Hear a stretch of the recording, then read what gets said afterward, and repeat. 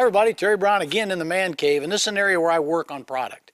And to be honest with you, I like to work on my reels in the wintertime, and I like to always make sure that I have them in their best performing capability.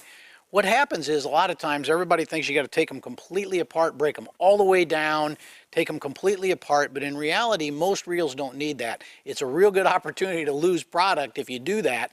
The other thing is if you just take care, and when you break these reels down, you can actually just clean them very simply by just touching them with a Q-tip or a brush or something like that, or a paper towel.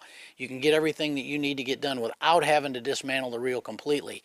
This reel is an old round Abu Garcia reel, 4600, and you can see it needs some oil. It's still working okay, but it just needs some oil. And if you look at this one here, I broke down a couple of days ago, you can see the difference, just how quick it can be. This reel is probably 20 years old or thereabouts, and what happens is that they can still be good for 100 years. Really durable product. Now the new reels may be a little bit more intricate, and that's why I suggest that you don't take them completely apart. If you do take them completely apart, make sure you have some sort of a white backing that you lay them on, whether it's paper towels, a whiteboard like I have, some of that kind of stuff, so when you lay it out, you're laying it out exactly the way you took it apart, so you can put them back together that same way. Always good to have a schematic with you. Get the schematic for the reel. It comes right in the box that the reels come in. I keep every box for my reels. I don't throw them away because I have those things in there. They also come a lot of times with a nice wrench that you have to use, and got a screwdriver of both sizes on them, and that comes usually in the box with you, so you're going to have that available to you if you keep the boxes. If you throw the boxes away, make sure you take all those materials out, but I always want to make sure that I have my documentation for the reel that I'm working on. Today I'm going to break down this reel, and I'm going to break it down how I would do it. There's a lot of you out there that are a lot better at cleaning reels and working on reels than I am, but I do what works for me. I've been fishing a long time, and what ends up happening is I find out a lot of the old reels that I have work just as well as they did when I got them new because I take care of them. The other thing that's important to note is that when you're working on your reel, make sure that you can use the right products, whether it's a lubricant, whether it's a grease. Don't just make do. Get the right stuff, because you can actually, by oiling and lubricating your reel, cause it more harm than you will good. So we're going to break this thing down. I'm going to go through this reel right here, and we're going to show you at the end of it how well it spins. It's very important to have the proper tools when you get ready to break down a reel, and you got to have them at your fingertips. I like having everything right here where I can reach for it, grab it, do whatever I need to do. I've got an old screwdriver here. I think I got it at the county fair when I was about 6, but really what it is, it's just got a Phillips head on one end and a small blade on the other. I've got scissors, I've got a wrench, I've got a toothbrush, I've got other things that I need that I'm going to have right at my fingertips, whether it's a pocket knife, grease, hemostats, whatever it may be, along with my lubricants and everything else that I use. First thing I'm going to do is I'm going to take this cap that covers the nut for the driver gear. I'm going to take it off, and I'm going to set it in one piece together over here on a white paper towel. The second thing you'll notice is on this reel, and a lot of them are this way, they have a C-clip that's right here, and these can go shooting if you're not careful. So what you want to do is you want to pull that off gently, and you want to take it and set it right next to your other piece of equipment. Okay, then you want to take your wrench that they come with the box, and they all are pretty much the same, but you can use a wrench out of your toolbox to do the same thing. But then you're going to loosen that nut to be able to get it off and be able to set it down here next to it as well. All these pieces of equipment that you take off of here, all these little component parts, when you take them off, you're going to wipe them down when you get done with this. So what you're going to do is then you can remove your handle. That C-clip, what it does, it holds the handle on. Keeps it from getting sloppy and some of that kind of stuff. Also makes it so this shaft that you see here, it makes it so it stays tight. I set that right next to it. The next thing I do is I turn the reel sideways and I put my thumb on the spool. I'm going to release the drag is what I'm going to do next. I'm going to take that drag, get that thing out of my way, and of course it needs to be cleaned as well. And there's a set of bearings and stuff that we'll get to, and I'll show you here in a minute. But that's the drag wheel. We're going to take it, set it right in a row too. Next thing you're going to do is take this cap off, your tensioner cap. You're going to take it off. And when you do that, you want to inspect everything. So when you look at it, no rust or anything on the shaft. I noticed that. There's nothing really bad about this reel, but you want to look, and there you can tell there's grease that gets put inside that cap, and we'll do that at the end, but we'll also wipe that out and make sure that's clean and new grease is put in there. The other thing you want to do is inspect in here to see if that's not got any rust or anything else. There's a shaft that goes in there. This is one place that will oil, just so you know that. There's also bearings that fit down on here. So the next thing we'll do after that is I'm going to release the tension on these thumb screws, and sometimes you have to use a screwdriver. Sometimes I just tighten them finger tight because that gives you more castability with the reel. Also keeps dirt and that kind of stuff out. We're going to take those off of there real quick, loosen them up. And then there's 2 screws. You'll see them, one right there, one right there. Those screws need to be taken off. Also, you're going to place them on the paper towel so they don't go come up missing, because they're a certain size thread and they're a certain type of screws, so you want to make sure you have those back. It's important to note that I keep a lot of old reels that quit working or I couldn't get parts for anymore, just for screws and things like that. Keep them in a junk box, and then when I need something like that, I can take them apart. Next thing I'm going to do is I'm going to take that second screw out. Then it gets a little bit neat because there's a spring in here that allows this thing to raise up. And you're going to see when I take this apart, it's going to raise up a little bit. So when I loosen this, I don't loosen those all the way to begin with. I loosen them a little bit at a time, and then you'll see you can take this cover off. When you take this cover off, you're going to be surprised how much stuff is inside this cover. And typically, you're going to look and you're going to find there's going to be dirt or grime or anything like that on there. And what I'll do is I'll grab a rag, and most of the time it's loose, so you just want to get whatever's in there. There wasn't much in this reel. This reel's been cleaned recently, so you want to make sure that that's that way. Then you notice inside the reel here, here's the bearings and the main drive gear and all that kind of stuff. You want to take and inspect those, maybe set those out to the side. There's also a couple of washers that fit in here, and those are important to just kind of take a look at, make sure they're not rusty, whatever, so you can actually just leave those on. You don't have to take this reel entirely apart to make sure you give it a good shot of lubrication. All right, there's also on one side here, you'll notice that this anti-reverse pawl. When that anti-reverse pawl, you can look at it and make sure it's not tore up or anything else. Then what I do is I inspect the reel. It's good and clean. Everything looks like it's in good shape. Then I start with grease. And what I'll do, each part that moves, and you'll be able to see that happen, you'll see how that moves back and forth. There's a spring here. There's a lot of things that go on here. You can see there's a spring here. I try to lubricate the base of everything in here so that, number one, it protects it, but number two, it flows smoother. So I'm going to take that and I'm going to grease down below that, because you saw that'll move over that. I'm going to grease here, which is important. I'm going to grease down here. Don't have to use a lot of grease, just a little bit, so that when it slides, and you'll notice when it slides, it's going to slide over that grease, so it makes it so it's more fluid. All shafts need to be oiled. That's one thing that's different. And I use a multitude of different oils, but you want a very light oil. You don't want a heavy oil, because what that can do is cause this thing to gum up, collect dirt, some of that kind of stuff. I've been using several. I like Max Film. I like Lucas Tool Buddy. Max Film seems to be really good when you're lubricating shafts and gears and stuff. And so what I do is I just take a little bit of it. You got to be just really careful. And then what I also want to do is spin that. I want to take and push that button in, and I want to spin that gear. So I'm doing that. Everything's good there. Make sure that it's going to work like it's supposed to, and then you're ready to go. The other thing that's important to do is you want to make sure that you check all the parts if there's any rust or whatever. I also take just a little bit of Max Film.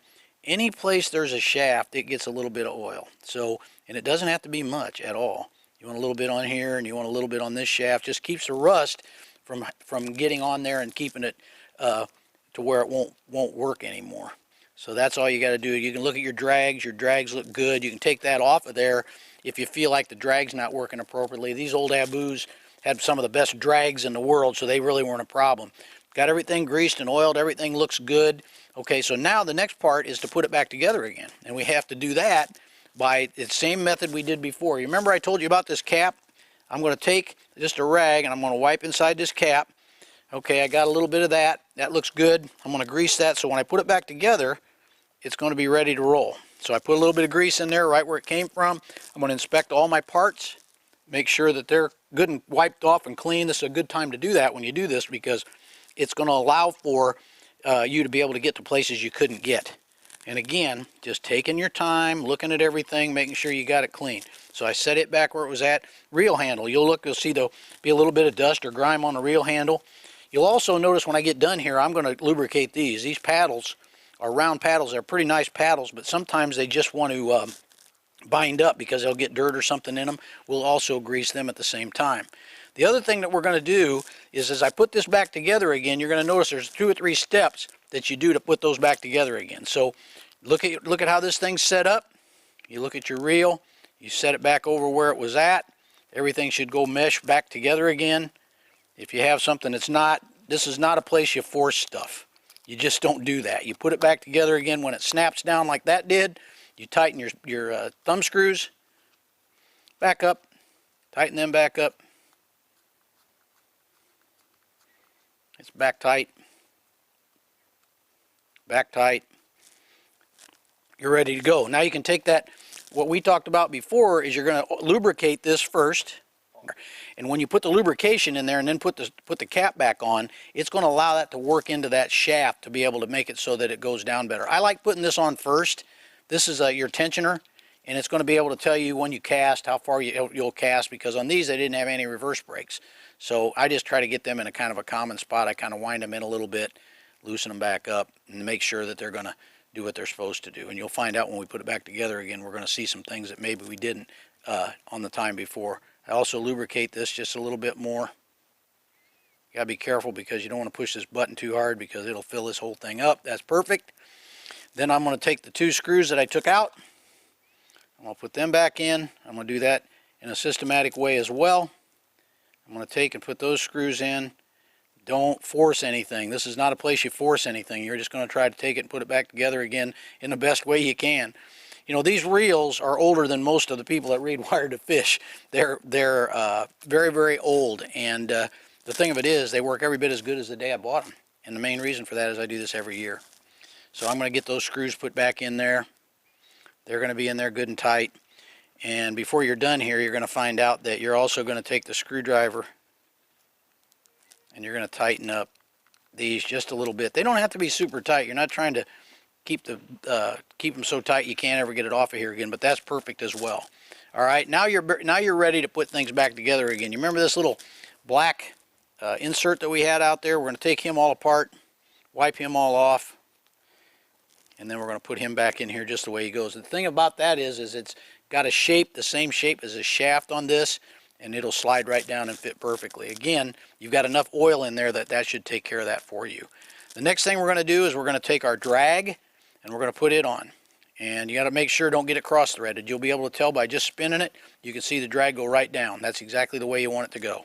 You put on your drag, you tighten it up, don't tighten it too tight. There's a little washer that goes on here that basically is for your handle. You're going to put that on there. Then you're going to put your handle on. You've inspected it. It looks like it's in good shape, not bent or anything. You put it on.